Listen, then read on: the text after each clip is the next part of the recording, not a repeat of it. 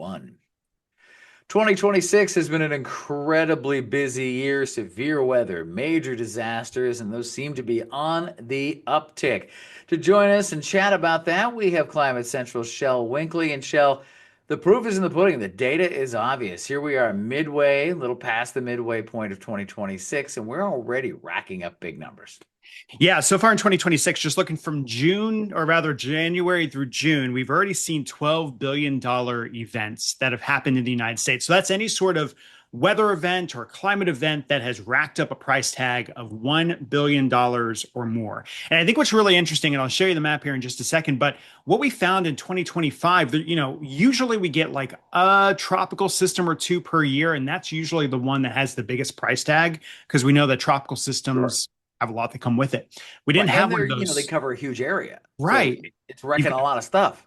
you've got wind, you've got flooding, you've got storm surge, all of it. We didn't have one of those last year, and we had a record number of severe storms that were counted into that billion-dollar database. This year, kind of keeping up with that trend, most of what we've seen has been some sort of severe weather. That could be straight line winds, it could be tornadic storms, but that's where we're seeing the most in terms of the billion-dollar disasters in 2026.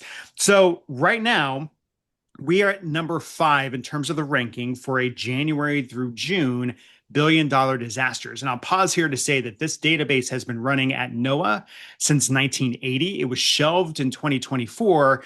Thankfully, we were able to bring it to Climate Central so we could keep this work going because it really helps us understand how is weather, how is climate impacting and intersecting with our daily lives. But you can see the record years. 2023 was the top year, 24, and then 25. That's the most billion-dollar disasters that we've experienced in this country since the early 1980s. And here we are with 2026, of course, coming up into that top 10 as well. And well, this data only comes up through the end of June. And if you well, there it is, the national map. I was going to say, if you put them on a map, I'm sure there's a sweet spot. Yeah, exactly. Like you can see where the severe storms were, right? And so this is kind of almost, I would say, centering some of these events, but we know that some of these had wider extent. So, like, let's talk about the winter storm, January 23rd through 26th for the central and eastern U.S. That actually extended down into the south as well.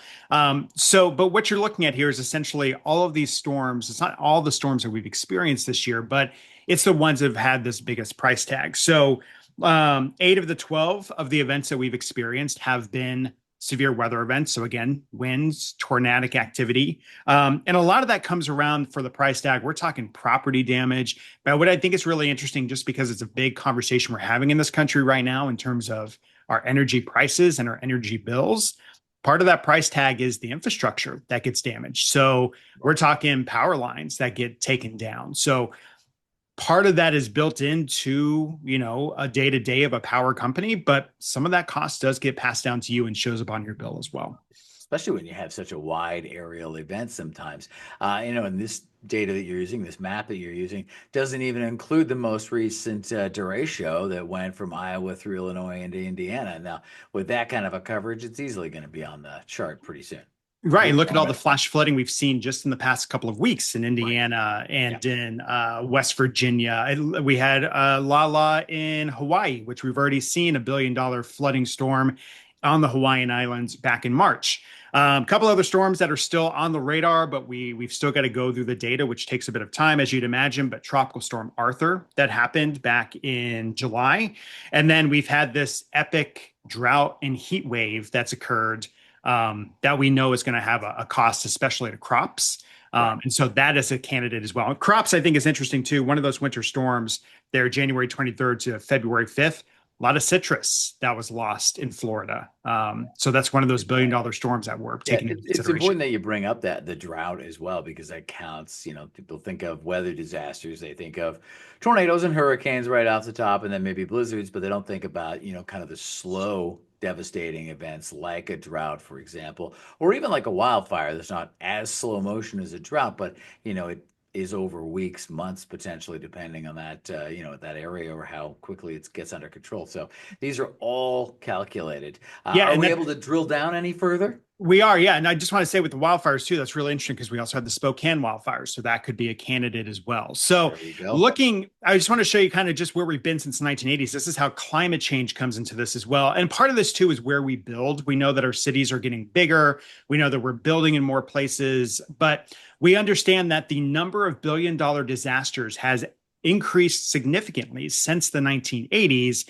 And while those disasters are increasing, the time between those disasters is decreasing. So back in the early 1980s, we saw an average about 82 days between a billion-dollar weather event.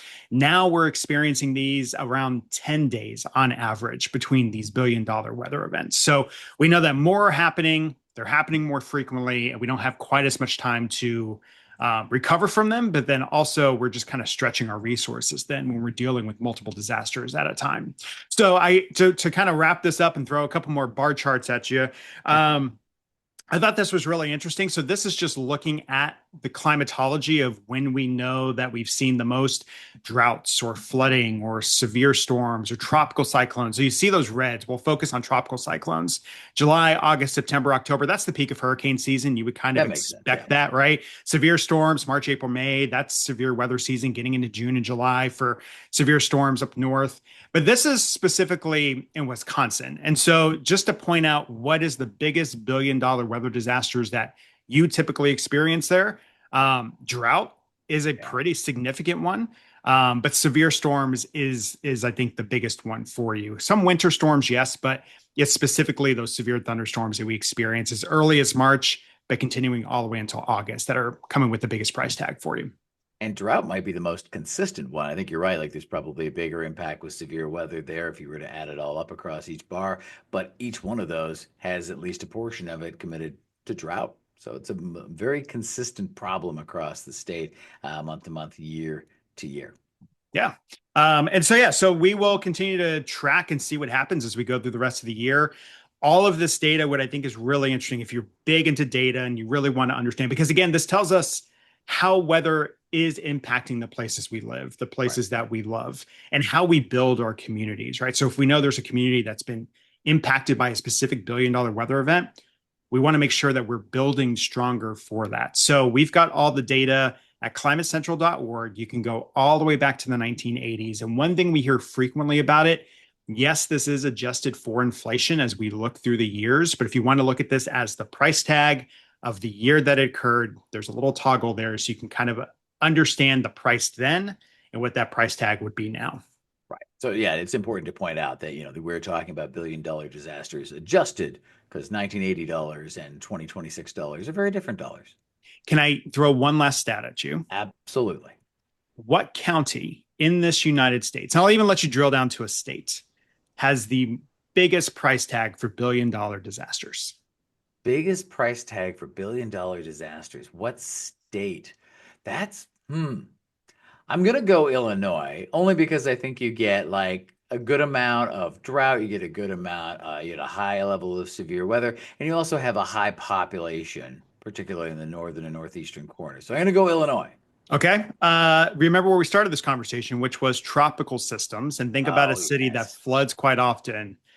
Harris County, Texas, Houston, Texas. It had Really? the biggest price tag in terms of the billion-dollar disasters that we have seen and experienced. Fascinating. I mean, had I thought about the tropical a bit more, I probably still wouldn't have gone Texas, though. I think I would have gone Florida because, Florida. again, higher population, more infrastructure. But I think that it's fascinating. Those Gulf systems, obviously very impactful when you get to Texas. Shelley, you've always got some great stuff for me to think about, and we will talk again in a couple of weeks. And hopefully, between now and then, there won't be any additional billion-dollar disasters. That's the key. Appreciate you.